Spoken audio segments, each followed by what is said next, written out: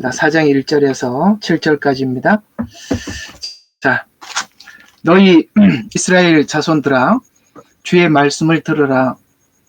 주께서 그 땅에 거민들과 쟁론하시나니 그 땅에는 진리도 자비도 없고 하나님에 대한 지식도 없음이라. 그들은 저주하고 거짓말하고 살인하고 도둑질하고 간음함으로 위법하고 피가 피에 부딪히는 도다. 그러므로 그 땅이 애곡하며 그 안에 거하는 모든 자가 들의 짐승들과 하늘의 새들과 더불어 쇠잔하길 할 것이요 정녕 바다의 고기들도 없어지리라. 그러나 아무와도 다투지 말고 다른 사람을 책망하지도 말라. 이는 내 백성이 제사장과 다투는 자와 같기 때문이라. 그러므로 내가 낮에 쓰러지겠고 선지자도 너와 더불어 밤에 쓰러지리니 내가 내 어미를 멸하리라. 내 백성이 지식의 부족으로 멸망하는도다. 내가 지식을 거부하였으므로 나도 너를 거부하리니 내가 나에게 제사장이 되지 못하리라. 내가 내 하나님의 율법을 잊었으니 나도 또한 내 자녀를 잊어버리리라. 그들이 번성할수록 나를 거역하여 범죄하였으니 내가 그들의 영광을 수치로 바꾸리라. 아멘. 예, 반갑습니다. 우리 계속 호세아서를 중심으로 해서 우리 하나님 주신 은혜를 계속 나누고 있는 중에 있습니다. 오늘은 이제 한 장 한 장 하는 과정 속에서 4장에 있는 이야기로 여러분들과 함께 은혜를 나누어 보려고 하는 것입니다. 자, 오늘 이 4장에는 이런 이야기가 주제인데요. 이제 주제를 한번 미리 여러분들에게 말씀을 드리면은, 이제 이스라엘에 있는 모든 문제, 그러니까 지금부터 문제는 첫 출발부터 잘못되었기 때문이다라는 이야기를 주님이 하고 있습니다. 쟁론해봐. 지금, 이사야서를 보면, 이런 말씀이 하나 지나갑니다. 생각해보라. 이런 말들을 하나님이 하시죠. 생각 좀 해보자. 또 여기는, 한번 쟁론해보자. 한번 논쟁을 해보자. 이런 이야기를 하나님이 쓰시죠. 그러니까 이런 이야기를 쓰는 걸 보면 우리가 하나님께서 일방적으로 우리에게 지시하고 또 거기에 따라서 하나님께서 흡족하면 그래 잘했다 하고 못하면 하나님께서 그냥 책망하시고 또 우리를 혼내시고 이러는 하나님이 아니라는 것이죠.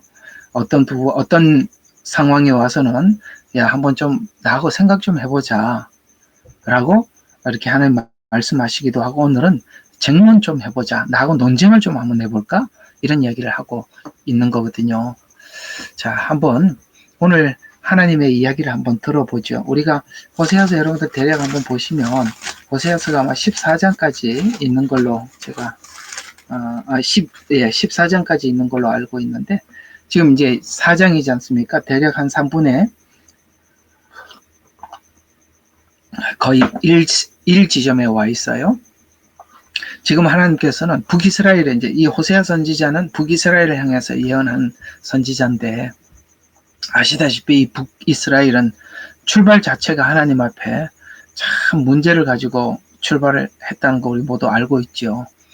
근데 오늘 지금 이스라엘이 된 이 현 주소는 이 문제점들은 여호와를 아는 지식이 없어서 지금 이렇게 된 건데 여호와를 아는 지식을 너희들은 담을 수가 없었던 것이다. 잘 들어요? 너희들이 여호와를 아는 지식은 담을 수가 없었던 것이다. 왜냐하면 네가 첫 출발을 잘못했기 때문이다. 다른 말로 첫 단추를 잘못 꼈다는 것이죠. 아무리 단추를 껴도 끝에 가보면 안 맞을 수밖에 없잖아요. 그런 이야기를 지금 하나님께서 하고 4장에서 하고 있는데 이게 도대체 무슨 이야기인지 한번 생각해 보려고 하는 것이죠. 자, 여러분 3장 저번 주 기억하십니까? 지난주에는 하나님께서 이스라엘의 이 태동이 출발 자체가 어긋났어요. 하나님으로부터. 하나님을 떠나서 예루살렘을 떠나서 그 다음에 지금까지 예배를 드렸던 하나님을 섬겼던 패턴을 버리고 우상 숭배하기 위해서 출발을 했던 거거든요. 그러니까 그러면 뭐 하나님 쉽게 말해서 하나님하고 북이스라엘은 갈라지는 건데 갈라질 수 없는 이유는 북이스라엘은 그렇게 하나님을 떠나갔다고 하더라도 둘째 아들처럼 이렇게 떠났다 하더라도 하나님이 포기하지 않았기 때문에 계속 하나님과 이스라엘 사이의 언약은 계속 유지가 되는 거거든요. 그러려면 한쪽은 하나님을 떠나려고 작정해서 출발을 한 거고 또 하나님은 이스라엘에 떠난 그 이스라엘을 이렇게 안녕 빠이빠이 하고 이렇게 굿바이 하고 이렇게 돌아서지 않고 하나님은 따라가서 그들을 데리고 오기를 원한다면 자 어떤 뭐 뻔하죠. 간 쪽에서는 잡아오려고 하는 힘이 더 세면 끌려올 거고 간 힘이 더 세면 그냥 떠날 텐데 하나님은 전능하신 분이라 그들을 하나님께서 포기하지 않고 붙잡아 오려면 여러 번 여러 날 큰 어려움을 실패와 이런 것들을 계속 반복해서 겪을 것이다. 이거 저번 주에 말씀드린 것처럼 우리가 애들을 키워보면 고집이 아주 센 녀석들이 있어요. 물론 부모가 그거 해결하려고 애를 쓰지만 결국 우리가 그 아이를 꺾어 놓기 위해서는 우리가 마음속에 그런 생각을 하지 않습니까?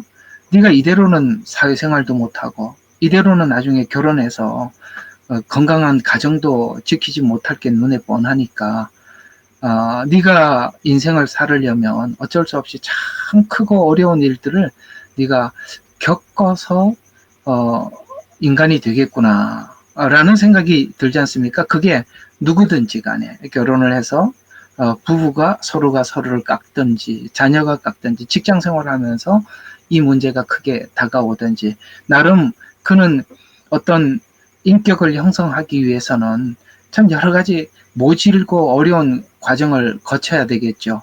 북이스라엘이 지금 그런 상태지 않습니까? 그들은 하나님을 떠나려고 하고 하나님은 그들의 손을 놓지 않으려고 하니 그러니까 떠난 사람은 어쩔 수 없이 돌아오기까지 너무나도 크고 긴 시간 실패를 경험할 것이라 라고 말씀하셨던 것이 3절입니다.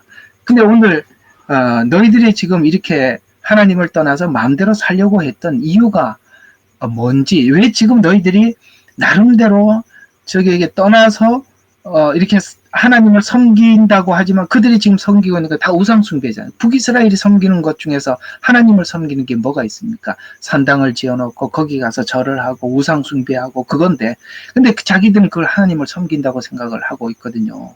그러니까 지금 이런 이야기예요. 네가 우상숭배야. 나를 떠나는 것을 목적으로 해서 가서 지금 현재 하고 있는 모든 일들은 전부 다 하면 할수록 이거 한번 보세요. 이런 말을 하고 있어요. 한번 오늘 이 7절이 아주 포인트거든요. 한번 7절 한번 보세요.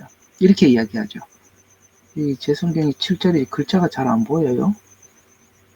내가 어디서부터 7절이지? 자, 여기 같아요. 글을 하도 많이 적어갖고 잘 안 보이네. 여기 나옵니다. 자, 그들이 번성할수록 나를 거역하며 범죄하였도다. 내가 그들의 영광을 수치로 바꾸리라. 무슨 이야기입니까? 번성할수록 뭐 한다고요? 나를 거역한다. 뭐예요? 이들은 하나님을 떠나서 자기들만의 어떤 그 우상 숭배를 위해서 하나님을 떠나서 지금 신앙생활을 하는데 하나님을 섬긴다고 하는데 그들이 열심을 내면 낼수록 뭐라고요?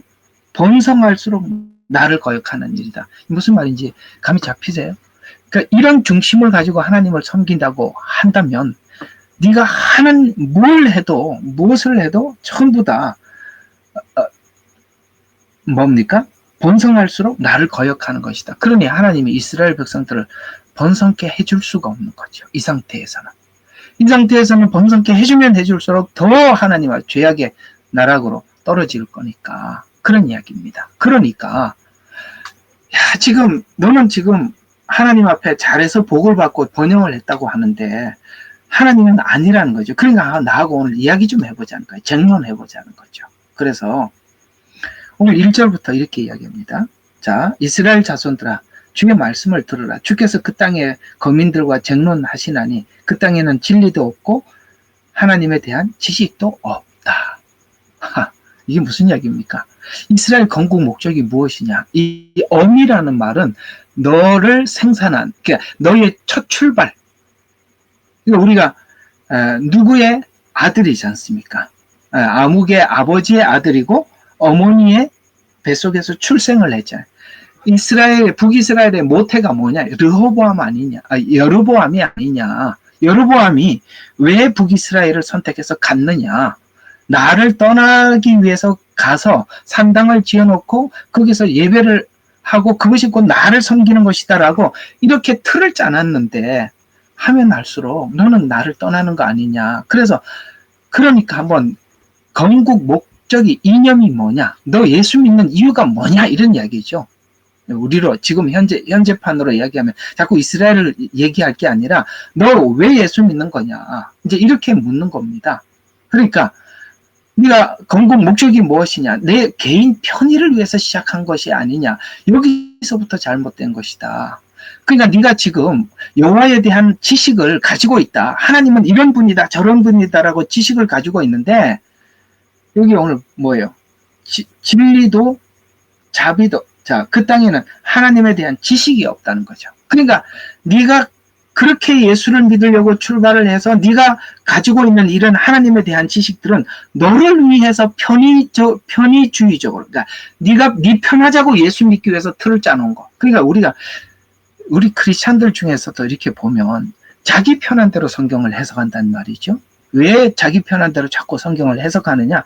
이유는 간단해요. 그냥 자기가 죄짓고 살고 싶은 거죠. 그래서 뭐 성경에 이렇게 얘기해. 에이, 그 얘기가 무슨 그 말이야. 그 말이 아니고 이렇게 해도 된다는 이야기야. 그렇게 해석을 하는 걸 들어보면 기가 차죠.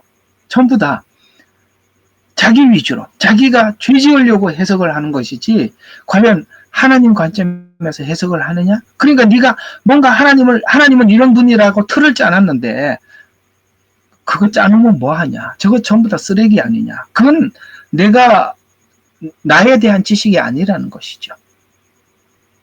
여러분, 이단들이 짜놓은 지식들, 신천지가 짜놓은 지식들, 혹은 이단들이 가지고 있는 지식들을 보면은 자기들이 어떤 틀을 짜놓고 나는 이렇게 신앙생활을 할 거야 라고 이단들은 자기들이 목적하는 바가 있단 말이죠.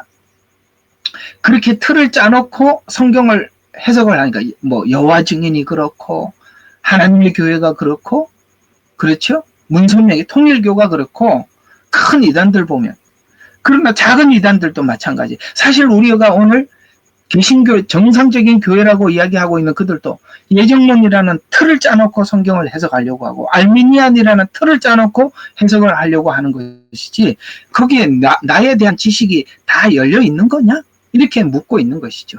하나님에 대한 지식이 없다. 여러분, 이거 한번 심각하게 오늘 하나님 지적하는 부분을 우리가 고려해 볼 필요가 있지 않겠어요? 여러분, 우리가 하나님에 대한 지식 이렇게 물어보면 각자가 다른데 왜 다른 거죠? 자기 편의로 해석을 하기 때문에 그렇습니다. 자기 편의로 해석을 하지 않고 하나님 입장에서 해석을 하면 우리가 불편하더라도 내용이 내가 듣기에 불편하더라도 네, 알겠습니다. 하나님 말씀 옳습니다. 제가 그러나 그렇게 살려고 하지만 내가 그 믿음이 거기에 미치지 못하고 행위가 거기에 미치지 못해서 지금 하나님 앞에 은혜를 구하고 있는 중입니다. 이렇게 하는 게 정상이지. 하나님 왜 그 얘기가 그 얘기 아니지 않습니까? 대들지는 않지 않느냐. 너희들이 가지고 있는 이 지식 과연 내가 너에게 준 지식이냐? 라고 묻는 것이죠. 그래서 지식이 없어서 너에게 진리도 자비도 그러니까 하나님을 아는 지식은 끝에는 가보면 오늘 하나님이 지식이 없다라는 말에 뭐가 있느냐면은 너희들은 종교성은 있는데 하나님의 자비, 은혜를 경험하거나 은혜가 가슴 속에 있는 것은 전혀 없는 거 아니냐. 왜냐하면 하나님을 아는 지식의 제1이 뭐냐? 율법을 배우는 것도 아니고 하나님에 관한 이해를 하는 것도 아니고 은혜를 아는 거거든요. 은혜를 안다는 것은 하나님이 우리에게 어떤 자비를 베풀었느냐. 이 자비에 대한 이해가 없으면 십자가에 대한 복음에 대한 이해가 없다면 이렇게 표현하는 겁니다. 하나님 십자가에 대한 복음에 대한 이해가 없다면 모든 것은 자기 중심적이다. 이해가 가요? 우리가 하나님에 대한 자비, 은혜를 알면 모든 것은 하나님 중심으로 가게 돼 있는데 은혜를 내 마음속에 담지 못하면 모두 다 내 중심이라는 것이죠. 그래서 그 열매를 봐라.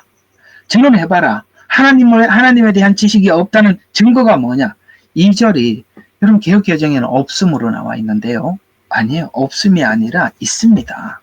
뭐라고 나와 있느냐면 이 2절을 이렇게 설명을 하고 있습니다. 그들은 저주하고 거짓말하고 살인을 하고 도둑질하고 간음함으로 위법하고 피가 피에 부딪힌다. 이렇게 말씀하고 있습니다.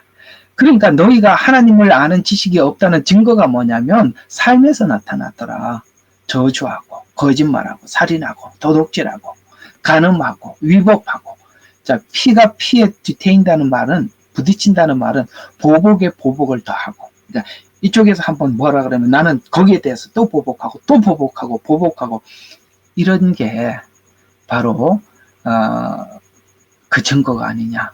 하나님의 인격성이 하나님의 인격이 그런 분이더냐? 라고 묻는 것입니다. 여러분 어때요?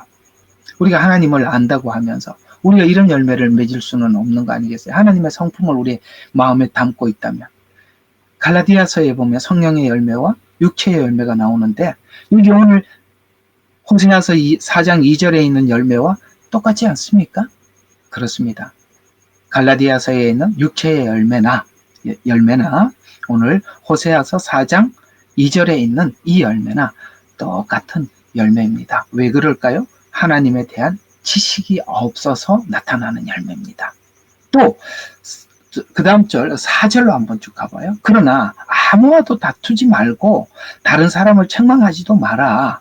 이는 내 백성이 제사장과 다투는 자가 같이 되기 때문에. 이게 무슨 뜻입니까? 다투지 마라. 여러분 우리가 꼭 신앙생활을 자기 위주로 하려고 하는 사람들은 자꾸 누구하고 다투려고 그래요. 뭐냐면은 상대방이 하나님 말씀 옳은 하나님의 말씀을 전하면 꼭 그게 아니라고 자꾸 이렇게 반박만 하더라는 거예요. 여러분 다녀보면 답답하죠. 깝깝한 사람들이 너무 많죠. 어떻게 깝깝하냐면 야 이거 하나님 말씀 지금 그 말씀이 아니잖냐 라고 하면은 자꾸 자기 이야기만 해. 자꾸 변론만 하려고 그래. 변론만 하려. 그렇게 가만히 들어보면 우리가 예를 들어서 재판장처럼 그 사람 얘기를 가만히 판단을 해보면 자기 좋으라고 자꾸 성경을 해석을 하는 거예요. 참 그러면 속으로 무슨 생각이 듭니까? 이 사람은 진짜 하나님의 말씀을 진짜 하나님을 하나님으로 생각하고 하나님께서 우리에게 요구하는 그런 요구들에 대해서 순종할 마음이 없고 끝까지 자기가 옳다고 자꾸 이렇게 변론만 하는구나. 이런 걸 느끼지 않으세요? 그게 지금 그 얘기. 다투지 마라. 그렇다고 해결되니까. 네가 쟁론, 그러니까 누구하고 막 이렇게 이게 옳리, 저게 옳리, 이게 봐라. 이게 어법이 이게 맞고 이거는 여기 문자가 이런 얘기가 아니고 그런 얘기 해봐야 이미 그런 마음으로 하나님을 믿는 사람에게 네가 다툰다고 해서 예를 들어서 논쟁을 한다고 해서 이 문제 해결할 수 있는 거 아니다. 라고 이야기를 하는 것입니다. 또 책망하지 마라. 여러분 사람들에게 잘못했다고 책망을 한다고 그 사람이 고쳐집니까? 아니에요. 그러니까 쟁론을 해도 안 되고 논쟁을 해도 안 되고 책망을 해도 그렇게 해결할 수 있는 일이 아니다. 그 사람이 결국에는 이게 다 그쳐지는 한 날이 우리도 옛날에 한번 여러분들도 한번 생각해 봐요. 지금 여러분들이 하나님에 대해서 내 생각 내려놓고 다 하나님이 뭐라고 말씀하시든지 아멘 하겠습니다 라고 생각하고 여기 와서 말씀을 들으니까 여러분들이 무슨 말씀이든지 그죠? 예 맞습니다. 하나님 목사님 옳아요. 맞아요. 그때 제가 잘못 생각했었어요. 여러분들 지금 그렇게 생각을 하는 것이지 옛날에 하나님 마음에 하나님 은혜를 모를 때 여러분들 그냥 한편으로는 죄도 짓고 살고 예수도 믿어야 된다니까 그 양다리 걸치고 살 때 한번 생각해 봐요. 누가 와서 옳은 이야기 하면 여러분들 오늘 여기처럼 누가 와서 논쟁을 한다고 여러분 생각을 바꾼 적이 있으세요? 또 하나 책망을 한다고 여러분 마음 근본 자체가 틀려 먹었대. 의미가 잘못돼. 출발이 잘못됐는데 지금 아무리 얘기한다고 해결이 되겠느냐? 4절 이야기잖아요. 그래서 5절에 보면은 이거 하나님이 이렇게 해야만 해결이 된대요. 쟁론해도 안 되고 책망도 해도 안 되고 하나님이 해결한대요. 어떻게 하냐면 5절이에요. 그러므로 내가 낮에 쓰러지겠고 선지자도 너와 함께 더불어 밤에 쓰러지리니 내가 내 어미를 멸하리라. 네가 근본적으로 잘못된 생각을 내가 뜯어 고쳐놓고 말겠다. 이 말입니다. 이해가 가요? 내가 낮에 쓰러지겠고 선지자도 너와 더불어 밤에 쓰러지리니 너는 쓰러져야 한다. 너의 그 잘못된 사고와 하나님을 바라보는 시각이 무너져야 한다. 너를 가르치는 거짓 선지자도 쓰러져야 한다. 다 쓰러져서 어떻게 해야 된다고? 내 어미, 너의 그 잘못된 근본을 뒤바꿔 놓지 않고는 해결이 안 된다. 무엇이 이 근본적인 문제들을 해결할 수 있을까요? 좀 이게 이제 궁금하죠. 야, 하나님이 우리의 근본을 바꾸신단다. 그럼 뭘로 바꿀 수 있을까요? 6절부터 보십시다. 자, 내가 내 백성이 지식 부족으로 멸망하는도다. 내가 지식을 거부하였으므로 나도 너를 거부하리니 내가 제사장이 되지 못하게 할 것이다. 자, 뭘로 하나님이 고쳐주신다고요? 예, 바로 제사장이 되지 못하게 해서. 제사장은 뭡니까? 너는 지금 이스라엘은 그 모든 민족의 모든 나라의 본인들이 제사장이라고 생각을 합니다. 그러나 하나님께서는 그 제사장권을 뺏어서 이방인들에게 줬죠. 지금 현재는 그렇습니다. 맞죠? 그래서 그들은 지난날 하나님과 우리의 중재자라고 생각을 했는데 그 제사장권을 뺏어서 이방인들의 줌으로써 이방인이 다시 제사장이 되어서 이스라엘에게 이것을 전해주게 될 것입니다. 이것이 뭡니까? 하나님을 아는 지식. 아까 오늘은 하나님을 아는 지식 이꼴 뭐라고요? 자비, 은혜, 십자가 은혜. 그거거든요. 근데 그들이 지금 하나님의 십자가 은혜를 모르니까 뭘 해도 엉터리니까 이게 이방인들에게 그 은혜와 자비를 부어서 이방인들을 도리어 제사장 나라로 삼아서 그래서 베드로가 그러죠. 너희는 왕 같은 제사장이라고. 우리가 그 복음을 받은 우리 제사장이 다시 유대인들에게 이걸 전해줄 것입니다. 그 전해주는 게 자비거든요. 또 이제 너희들이 지금 생각하고 있는 대로 신앙생활을 해서 내가 하나님을 잘 섬겨서 이렇게 복을 받는다라는 것을 내가 완전 뒤집어 놓겠다. 7절 그 얘기입니다. 7절이 그 얘기거든요. 한번 봅시다. 아까 번성할수록 나를 거역하여 범죄하였으니, 그러니까 내가 이렇게 예수 믿어가지고 잘 되니까 하나님께서 그들의 영광을 수치로 바꿔서 이거 내가 하나님을 잘못 섬기고 있는 거 아닌가? 라는 생각이 들도록 만들어 놓겠다는 거죠. 여러분, 우리 이 생각이 굉장히 동의하지 않습니까? 엉터리로 신앙생활을 해가지고 하나님 앞에 복 받아서 잘못된 신앙의 지식을 가지고 있는 사람들을 우리가 정말 그렇게 기도하죠. 하나님, 저 사람 잘 되면 저렇게 엉터리로 예수 믿어갖고 잘 되면 내가 예수 잘 믿어서 이렇게 복 받는다고 생각을 하니 하나님, 저 사람 좀 브레이크 좀 잡아주세요. 저거 좀 뺏어서 내가 이게 하나님 잘못 섬겨서 그렇구나. 그렇게 하나님을 이해하는 사람은 그걸 뺏어야만이 내가 이거 하나님 잘못 섬기는 거 아닌가? 이렇게 생각을 하지 않습니까? 그래서 오늘 여기 뭡니까? 번성할수록 거역하니까 내가 영광을 수치로 바꿔서 생각하게 만들겠다. 쟁론해보자. 생각해봐라. 쟁론해봐라. 이해가 가시죠? 그 다음에 또 10절을 보니까 또 이렇게 하게 돼. 먹겠지만 배부르지 않게 해서, 자 10절을 한번 보시면 이렇게 이야기합니다. 그들은 먹겠으나 배부르지 아니하겠고 그들이 행음하여도 자식을 많이 낳기 위해서 막 이렇게 행음하여도 증거하지 못하리라. 이는 그들이 주께 주의를 기울이는 데서 떠났기 때문이라. 이렇게 말씀하고 있습니다. 그렇습니다. 먹어도 배부르지 않고, 여러분 이게 하나님께 복이 뭔지 아세요? 먹으면 배부르는 거거든요. 또 하나님 앞에 수고한 만큼 소산을 얻는 게 복이거든요. 우리는 자꾸 그런 복을 이렇게 잘못 생각을 하고 있어요. 내가 수고한 이상으로 받는 것을 복이라고 생각하거든요. 아니요. 수고한 만큼 받는 게 복이에요. 그러면 오늘 여기 있는 이 말이 뭐냐면, 이거 제가 이렇게 표현을 해드릴게요. 이거 참 중요한 거예요. 하나님이 우리에게 복을 주시기 위해서는 항아리에, 그러니까 항아리 아시죠? 항아리 밑 독이 빠지지 않게 만드는 게 복이에요. 그러니까 내가 수고한 만큼 채워지는 게 복이에요. 근데 지금 오늘 10절에 있는 이야기는 너희가 항아리에 밑에 밑 빠진 독이 되어서 아무리 물을 부어도 다 새 빠져나가 없게 만들겠다. 이런 말이거든요.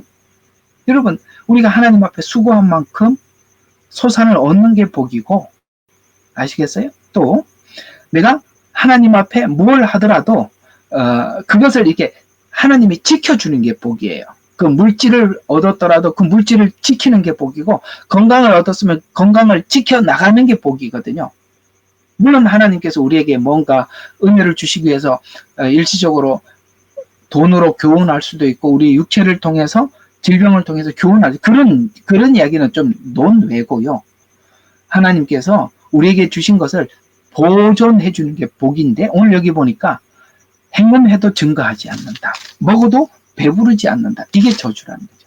그러니까 하나님이 이렇게 해서라도 꼭 이렇게 하나님을 꼭 감각적으로 뭘 뺏어가야, 아이고 내가 뭘 잘못했나? 이렇게 꼭 하나님 앞에 이런 걸 잃어버려야만이 자기를 돌아보는 사람이 있어요. 왜냐하면 자기가 축복의 기준을 그렇게 이해하고 있기 때문에 하나님이, 그러면은 네가 그렇게 나에 대해서 이해한다면 내가 뺏어가서 이건 내가 뭐 하나님 앞에 잘못됐나? 이렇게 생각하게 만들겠다. 이런 이야기입니다. 그래서 이제 내가 이렇게 함으로써 어느 정점에 가면, 계속 이런 일들을 통해서 어느 정점에 가면 너가 나를 찾게 될 것이다. 그게 이제 12절부터 이렇게 계속 나옵니다. 내 백성이 그들의 나무 조각의 자문을 구하고 그들의 막대기가 그들에게 선포하나니, 이는 음행의 영이 그들로 잘못 행하게 하였으며 그들은 그들의 하나님의 보호를 떠나 행음하려 갔으며. 이게 무슨 뜻이에요? 점치는 일이죠. 주술행위죠. 나무 조각의 자문을 구한다. 우리 옛날에 미신 섬기는 거 아시죠? 선앙당 큰 나무 동네 신이 돼서 거기다가 그 밑에 가서 빌고 있다는 것이죠. 나무 조각에 가서 기도하고 영감을 받아서 잠을 구하고, 이게 기도라고 하나님께 기도한다고 하면서도 실제 우상에게 자문을 구하듯이. 그래서 막대기들에게 자문을 구하고 그들의 막대기가 그들에게서, 참 유치하죠. 이게 인간이요, 하나님을 떠나면 이렇게 비참해져 가는 거예요. 아니 여러분, 피조물인 나무가 뭔데 거기 가서 구합니까?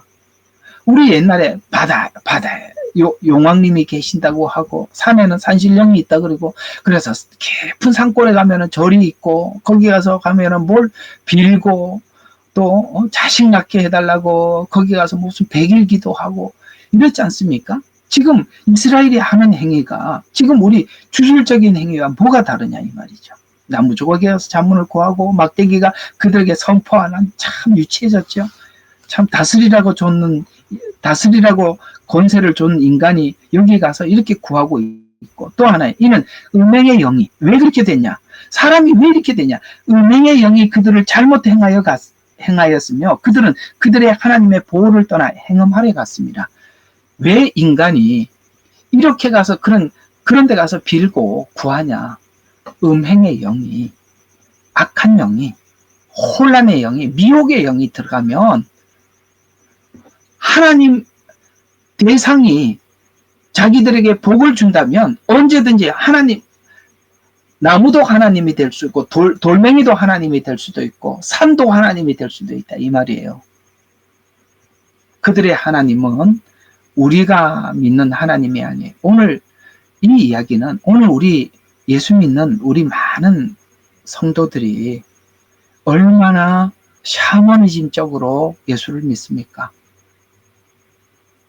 옛날에 이런 귀신에게 했던 방식과 하나님께 했던 방식이 똑같아요. 치성을 드리듯이 기도하고 있고요. 치성을 드리듯이 하나님 앞에 봉사하고 있고요. 근데 그것이 다 자기를 위해서 그렇게 하고 있다면 너는 하나님에 대한 지식이 아무것도 없다.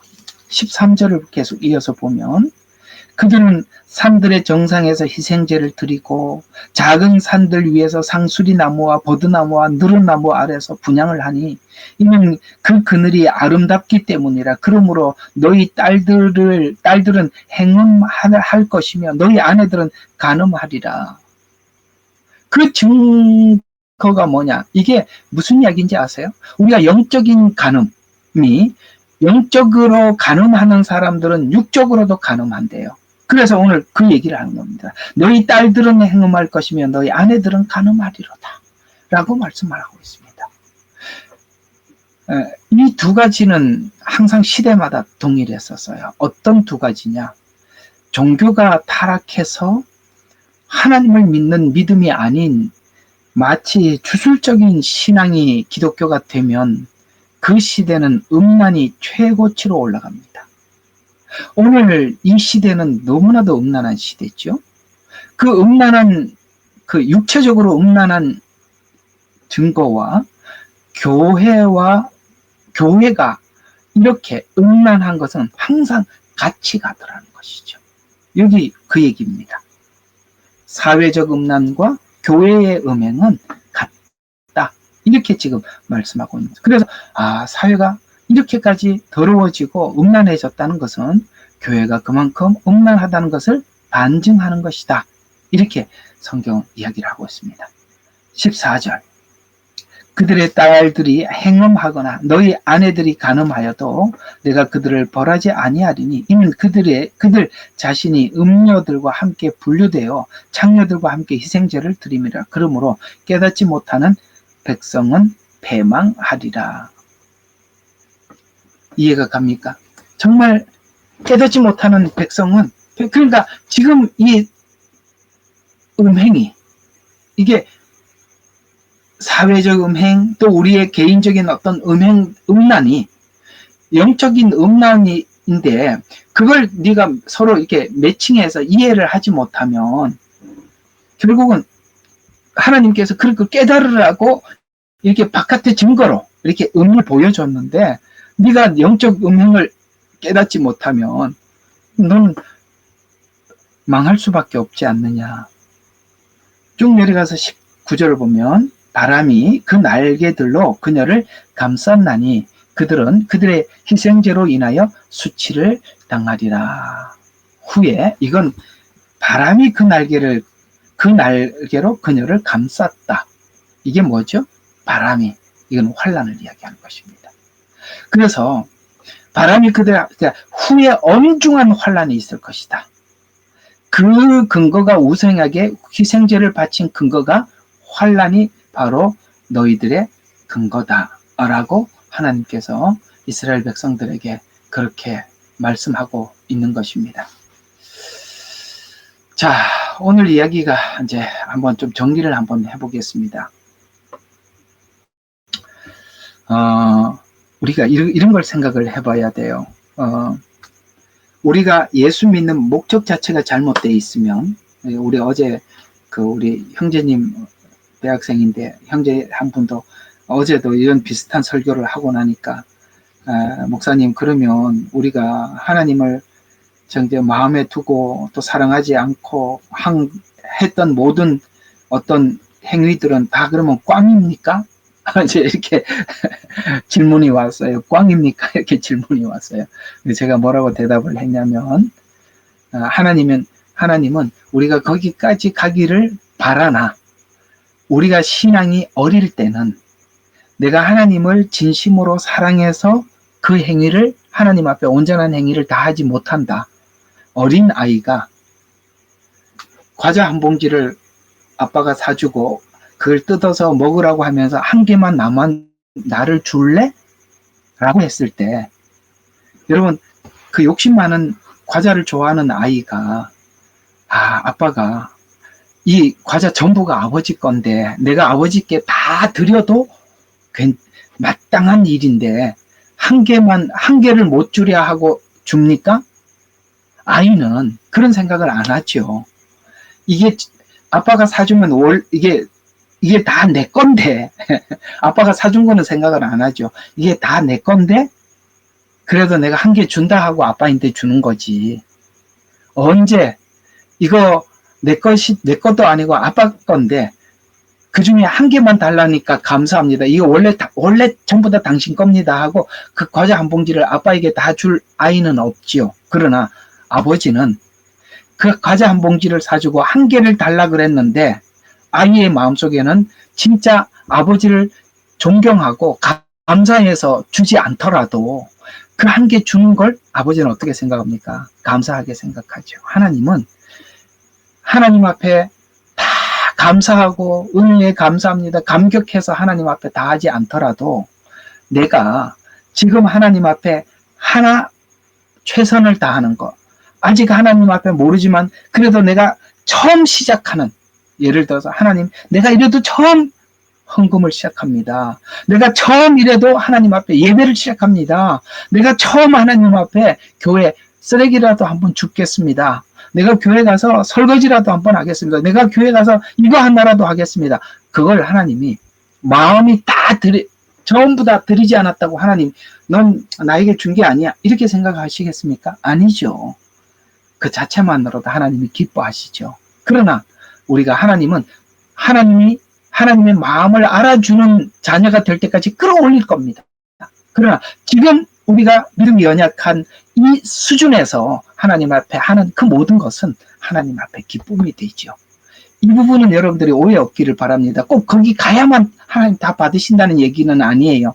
그러나 너희들이 출발 자체가 잘못되고 방향을 잘못 잡고 가는데, 네가 아무리 달려간들, 아무리 가본들 간 모든 자리가 그건 나하고 상관없는 거 아니냐. 그러니 나하고 쟁론해보자 라고 이야기합니다. 누구하고 쟁론하자고요? 나하고 하나님하고 쟁론해보자는 거예요. 그거 사람하고 따진다고 될 일도 아니고 누가 책망한다고 될 일이 아니에요. 언젠가 하나님께서 우리의 잘못된 마음을 만져주셔야 돼요. 성경 한 구절만 여러분들과 함께 읽고 마치도록 하겠습니다. 베드로전서 1장 5절부터 이런 말씀이 있어요. 너희는 마지막 때 나타나려고 예비하신 구원을 얻기 위하여 믿음으로 말미암아 하나님 능력으로 보호받고 있느니라. 자, 하나님께서 주님 오실 그날까지 우리를 보호하고 있는데 어떻게 보호하는지 그 뒤에가 중요해요. 앞에 것만 좋아하지 마시고 보호받고 있다. 하나님 나 보호하신데 어떻게 보호하는지 한번 볼까요? 그러므로 필요하다면 너희가 여러 가지 시험으로 잠시 슬퍼할 수밖에 없죠. 뭘로 우리를 보호한대요? 여러 가지 시험으로 우리를 보호하신대요. 왜요?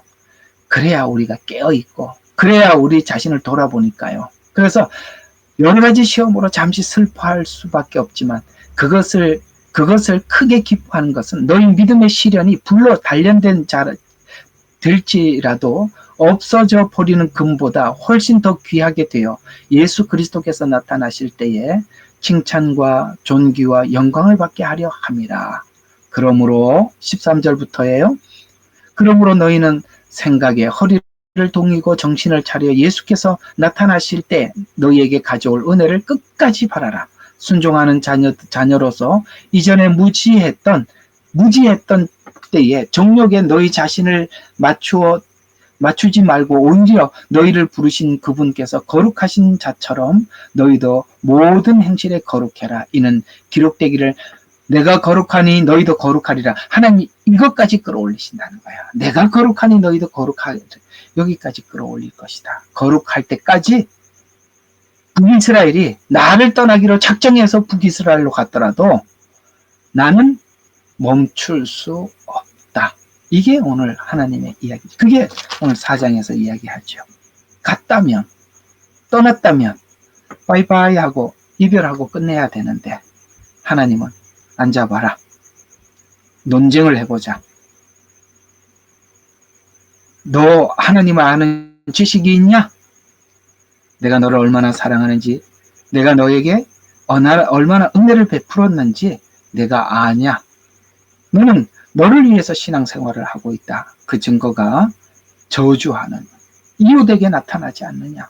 거짓말하고 살인하고 도둑질하고 간음하고 보복에 보복을 더하고 네가 뭐가 바뀐 게 있느냐? 자비를 네 마음속에 십자가 은혜를 가지고 있다면 이러지는 않았을 텐데 네가 알고 있는 지식은 다 내려놔라. 그걸 내가 내려놓게 만들어버리겠다.